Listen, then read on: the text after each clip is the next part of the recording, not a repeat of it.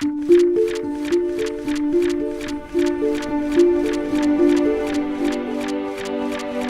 folks, today I'm going to show you how to use our paper computer game characters in your games, or for that matter in your comics or your stories or whatever you are making.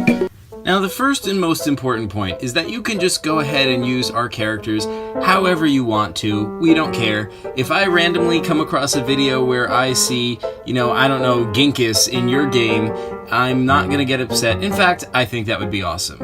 And I think that that is going to add to the character of Ginkus if more people are doing stuff with him, or with Zuvak, or with any of our characters. So, right off the bat, do what you want with our characters.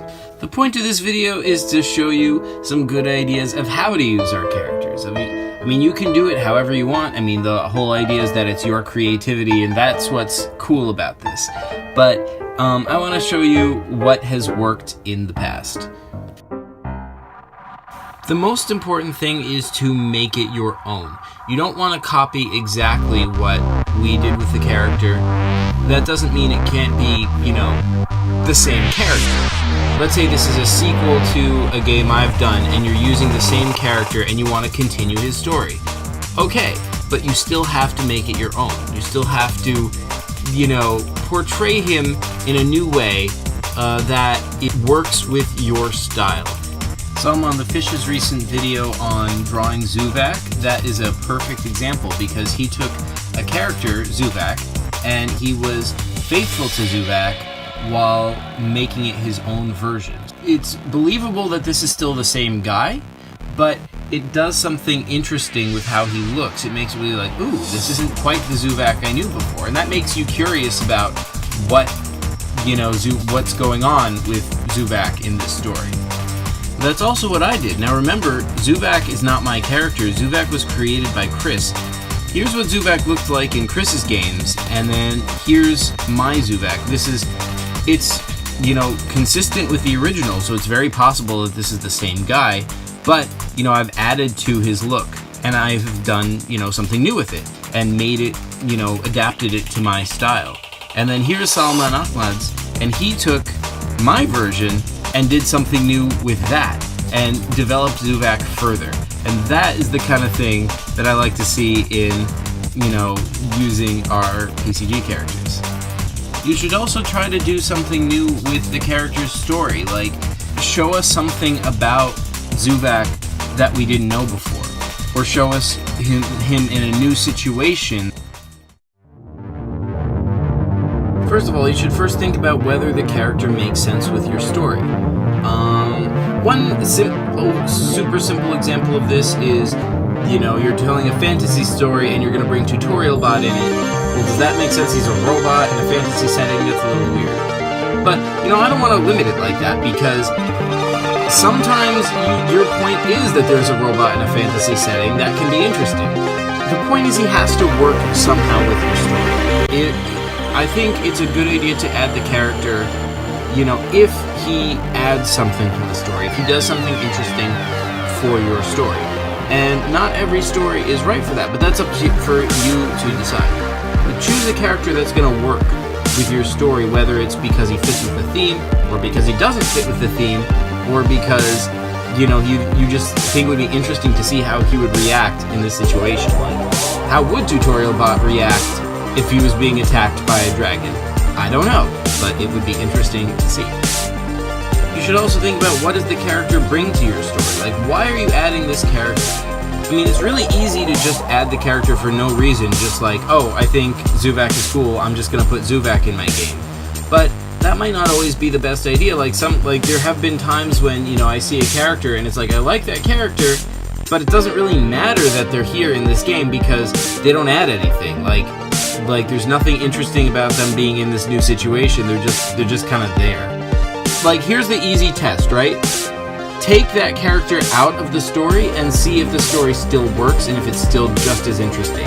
If it is, maybe you should think twice about using that character, or maybe you should change their role in the story. Like, if you're putting Zuvak in and he's not really doing anything in the story, maybe you should think, maybe I'll give him a bigger role. Maybe I'll make this other character, have to work with him or something like that. And finally, be true to the character. Even if you're making a drastically different version, you know, if it's Zuvak, it should be recognizably Zuvak somehow. It's possible, maybe, okay, let's say this is an alternate universe story you're telling. Maybe, like, this is an evil Zuvak from the evil universe, and, you know, so of course he's going to be nothing like our Zuvak. But there should still be something recognizable about him. You know, you're not going to just call some random dude Zuvak. Have some recognition of who Zuvak is, who his character is. Okay, maybe this is an evil Zuvak, but he still hacks into people and, you know, he still does the same thing. Maybe your evil tutorial bot will still give tutorials, but he'll just give them to supervillains instead. You know, there's all sorts of things you can do, creative variations, but still keep in mind that it is, like, who the character is that you're working with. Pierre's game Exile does this both very well in places and very poorly in others. For example, her character of Pride is a version of Zuvak. Even though it's a totally different character in a totally different setting, and it's not supposed to be the same guy as the Zuvak we know, it's still a version of Zuvak, and it maintains his air of pride and his penchant for manipulating events to his favor. Though this time, he is an evil character, someone who's coldly manipulating for his own benefit, whereas the original Zuvak was, you know, a good guy, a hero, but, you know, that same characteristic is still there. So that was the good example. But then this other character, Greed, is based on one of my old superheroes, Orman. Now, Orman, we don't know much about him. He's just a superhero with 2 shields, and he, you know, shoots red beams out of his eyes. This is one of my early childhood superheroes I made up. And Greed is nothing like that at all. I mean, I understand you're making an alternate universe version of this, so it can be drastically different, but there isn't that seed of the same character in there. You know, Greed is just like a greedy merchant who tries to rip you off on items. There's no shields, there's no, you know, it doesn't have the same powers, doesn't have the same, you know, there's nothing there of Orman. It's just, you know, I'm gonna make a character and I want to connect it to some, you know, PCG related character. Who can I think of? And you just picked Orman, even though Orman has nothing to do with Greed. So, yeah, even if you're gonna make a drastically different version, you should make sure that it is somehow true to the character, that, you know, somebody who is playing this game or reading your comic or whatever will know who the character is that you're talking about. So that's how to use our characters in your games, in your comics, in your videos, whatever it is you're making. You don't have to follow these are just ideas. This is just my experience of how I've succeeded and how I've failed using other people's characters in my own games, and how what I've enjoyed when I've seen other people do it. So yeah, hopefully that helps you. Let me know in the comments. Before I go, I can't end a video like this without giving you a few ideas on which characters to use, so I'll just list a few PCG characters off the top of my head. First of all, you got Zuvak, who I already mentioned. He's a robot clown on a stick.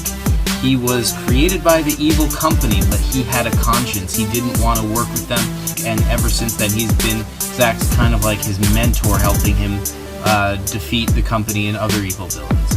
Then you got the rich kid, who's this evil, well, like you know, he's a rich kid. You got the fat guy. He just blocks corridors. You know, if your character is trying to get through a corridor, the fat guy is going to be there. In fact, the fat guy is the only PCG character who's been in like every single PCG Maker's games, like every single one. You got Ginkus, an incredibly powerful king from 1,000 years ago. He's been sealed in time ever since then. There's all sorts of stuff he can do, and he's very mysterious. There's a lot about his past that we don't know. You got Tutorialbot, a robot who gives tutorials that are completely useless, like find the solution to solve the problem. You got Malfoid, the mailbox bot, a robot from the planet Zoniat, whose job is to deliver the mail with a million hazards in the way. If you want to know more about any of these characters, please check out our wiki. Link in the description below. It's an encyclopedia that has the history and the character and all sorts of information about all of these characters. You can just look down the list of characters and you'll find so many characters that you might want to put in your games. Thank you guys for watching. this has been a lot of fun to do, and I hope you guys will be helped by this or can find something cool to do with some of these. And yeah, that's all. Thanks a lot, folks.